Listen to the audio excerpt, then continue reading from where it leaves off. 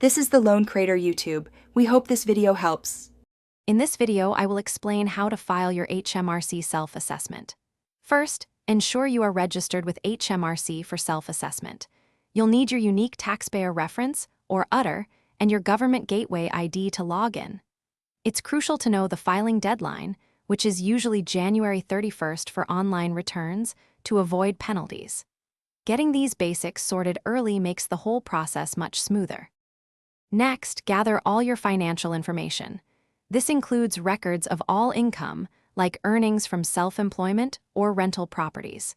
Don't forget to collect details of any allowable expenses. These can significantly reduce your taxable profit. Also, make sure to account for any other taxable income you've received, such as dividends or interest from savings. Accuracy here is key. Now it's time to complete your online return. Log in to your government gateway account and navigate to the self-assessment portal.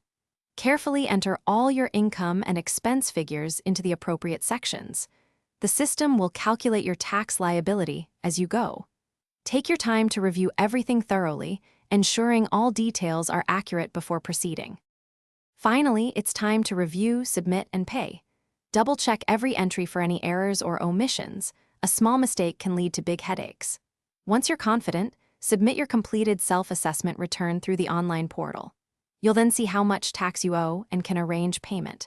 Remember to pay on time to avoid penalties.